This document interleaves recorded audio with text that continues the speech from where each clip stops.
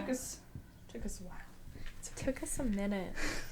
All right, welcome back, everybody. Welcome back to the Tough Luck Podcast. I'm Lily. I'm Megan. Nice to see you all again, and Lily. Yeah. And all I can think in my head right now is just how much I love sitting here doing this with you. Aww. Yeah, I had to cancel on Megan again yesterday because my kitty needed a vet moment, and we had so much trouble getting set up this morning, and all the things happening and things just getting in our way, and just sitting here and just being right here feels really good now. It is. Yeah. It's like, okay, we're here. We're present. We made it. Yeah. We're here in the present moment. I know there's a lot of people out there who are feeling the same vibes we are. Absolutely. With the Mercury retrograde. And the eclipse. Literally, it's just a lot stirring us up right now. And yeah, just feeling really busy. And no, it's crazy how it changed. Let me actually turn around and check. Okay, we are recording. Cool. Okay, wonderful. I have to check 5 million times. We're literally triple checking everything right now. Megan was like, should I switch the battery? I'm like, oh, I think it'll be fine. She's like, no. We gotta switch the battery. We gotta make just it in case. Full battery. Literally. Just in case. But, yeah. So that's just good. Been our vibe, because we're also, launching in, 2 weeks? 10 days. 10 days. Or, actually, it's 9 now. 9 days! Are you feeling it? We're feeling it. It's coming. Megan texted me, she was like, I'm feeling a little overwhelmed. I was like, yeah. Me too. Yeah. Me too. It's coming. But we're excited. We're excited, and we just it will work out for us. Yeah. It always does, even if it's feeling crazy and stuff right now. True. Yeah. And so we were letting the good times roll. Exactly. In this case, and literally, and just even embracing these hiccups and difficulties, just things that get in our way. We just gotta move past it and keep going. Yeah. Keep swimming. Just keep swimming, right? Yeah, exactly. Yeah. That's a beautiful sentiment, and actually that kind of leads us into what we were wanting to discuss today. Yeah. We were wanting to discuss how to turn things around when things are really rough, and how to make something that's seemingly so bad, make it something good and turn it around a little bit. And not to say that, we're having all these technical difficulties, that it's not necessarily that we're not grateful for what we're doing here. Right. And there's so much gratitude in this whole thing. This is such a privilege that we get to do this podcast and do yoga for a living. Right. That's kind of amazing. And so anyway, there is gratitude in it, but with all the little setbacks, especially the little things that hold us back, I suppose, it's easy to get caught up in it in the moment and not see the bigger picture.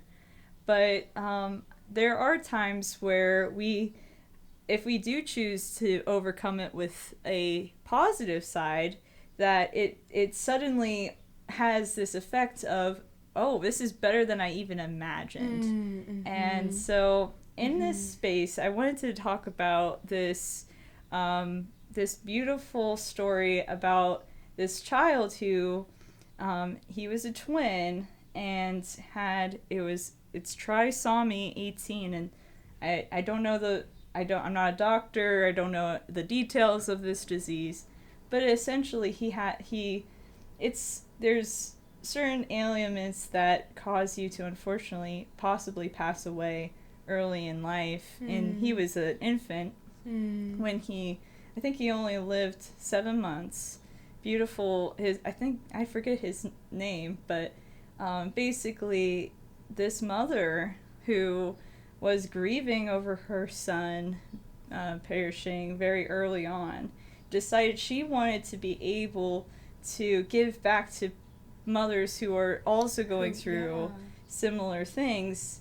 And so she decided to make this beautiful book and to give back. And I don't know how how it's coming back to them, but I do believe some of the proceeds are going back to this cause and research into this. And so it's a way that she was able to give back. And so and that doesn't necessarily mean, like, because she was able to turn this really, like, difficult thing for her into something with more light, like, that doesn't, like, mean her challenge or her feelings around the situation, like, were any less difficult, you know? Like, imagine, like, this woman just had her child, too. You know? Like, 7 months, like, you're still in that, like, this baby just literally came out of you, you know? There's such a connection. And absolutely. So, like, I'm sure, like, that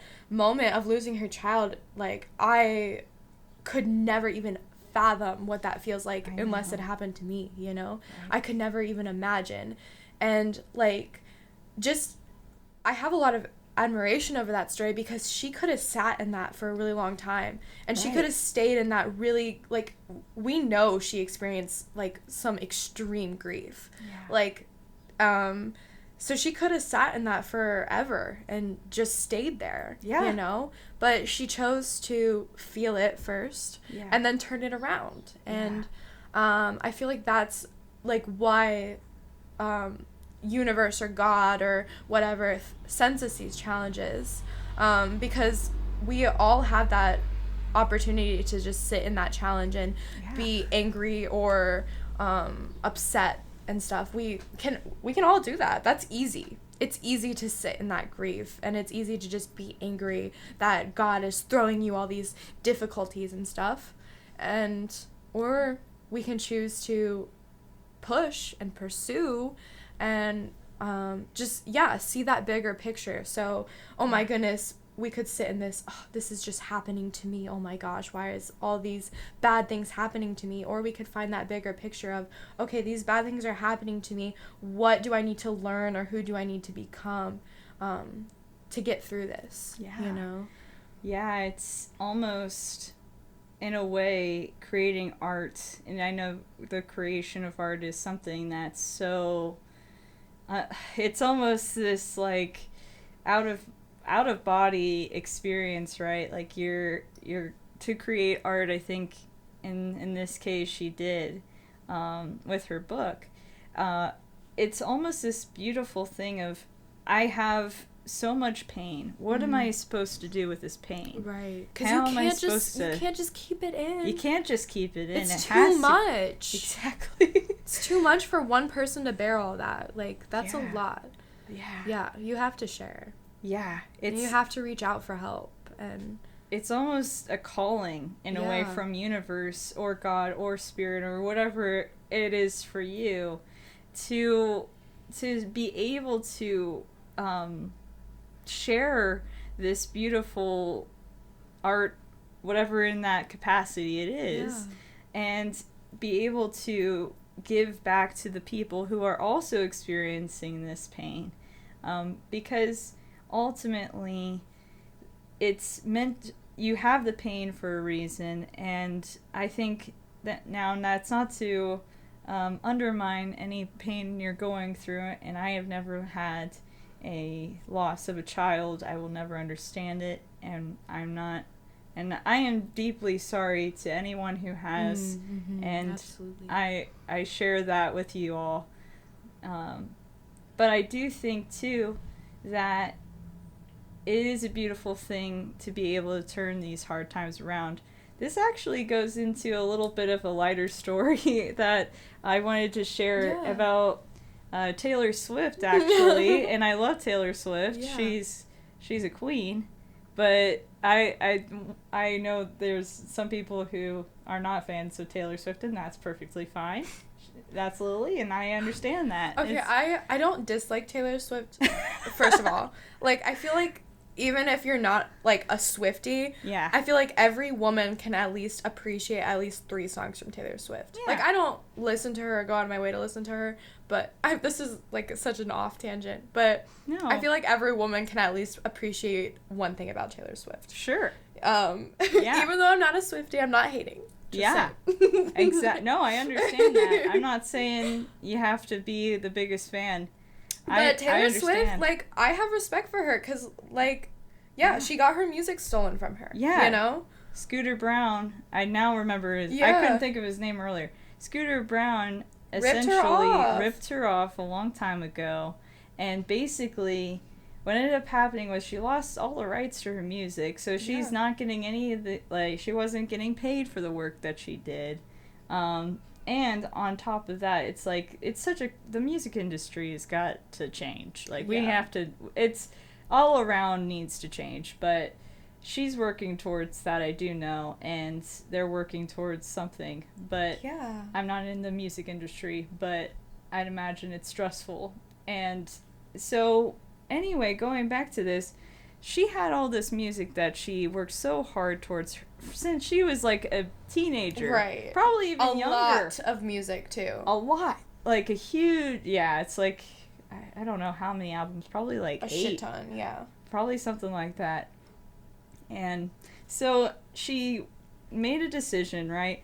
And actually Kelly Clarkson made a tweet online and said, Taylor Swift, you should just, repost this, all these, or redo all your albums, just relaunch them. Mm-hmm. And Taylor Swift was like, you know what? I think I will do that. I think I will have that relaunching, and I will make that. And look at her now. Right. Like, literally. See where she has come. Literally. And she could have sat there and she could have let that destroy her, you know? Because that's, like you said, like, that's a lot of music to just be stolen from you. And she could have just sat there and been angry about that and never make music ever again. But did she? No. She pursued. She kept going. And she's probably the most powerful person in the world, actually. I wonder. Probably. I don't know the fullest extent of it, but she's super powerful. Yeah. At least the United States, she's so powerful. And has such a great message. Usually it's sometimes, like with Folklore Evermore, it's this beautiful it's a storyline, but it's not necessarily her story, but she has this way of making it seem like it is her story, and it is something that she personally experienced, even if it's not. And so I respect the heck out of her. She's the best. I don't know. I like her, but I can't say to anybody else. But so anyway, going off tangent here. So for anybody who is going through a really rough time right now, maybe think about this. It is a little bit more of that Piscean energy right now, and it's Mercury retrograde. So reflect on, okay, this is the time to do the RE words: reflect, revise, restore certain things in your life that might have been this, like, terrible circumstance, right? Terrible, and it's personal to you, but think about ways that you can revise those problems in your life. So absolutely.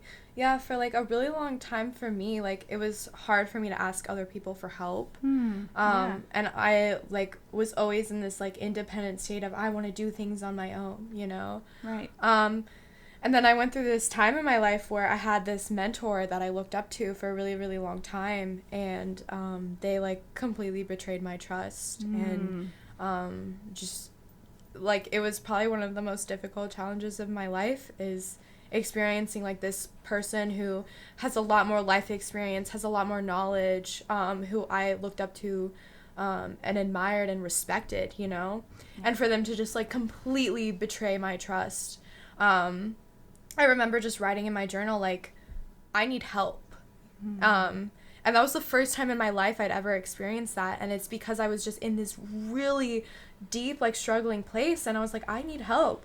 And so I reached out. I reached out to Megan. Yeah. I reached out to my dad. I reached out to all my friends and stuff. And I was like, guys, like, I literally, like, don't even know what to do in this situation, like, I just feel so lost. And being in that struggle can feel, or that, like, hardship can feel really,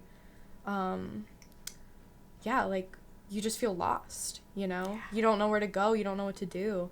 And I think that like now I'm okay with reaching out for help with people, and even with small things, like just like learning to embrace that. Like, people are there to help you, and people are there to help you in that hardship too. Like, you don't have to do it alone. I'm sure Taylor Swift didn't do it all by herself either, you know? Like, that struggle is going to teach you not only how to rely on yourself more, but how to rely on the people who are there for you, you know, and those people, and to find the people that you can turn to, because not everybody you can turn to, right?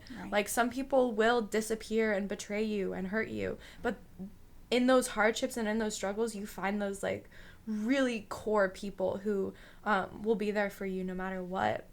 And after all this happened, like I was telling Megan, like, I unlocked some yoga poses that I was never able to do before. Like, and all of a sudden I'm like, just like doing all these awesome yoga poses. Like, I'd be showing Megan like every other week. I'm like, Megan, look at this new yoga pose I can do, you know? That's and so cool. It was after like all that hardship and distrust and betrayal. And now I just feel like I'm on the other side of it, you know? And in that time, I could not see the other side of it. I was like, why is this happening to me? Like, what's going on? And now I'm on the other side of it. I'm like, okay, you know, like, things have to get fucked up, you know? Things, yeah, it's part of life, you know? We're not just gonna live in love and light for the rest, like, forever. Like, that sounds boring, honestly. And I feel like I'm in the point in my, like, spiritual journey now where I'm like, okay, like, what's next? Send me another hardship. Send me another challenge. Careful like, what you wish for.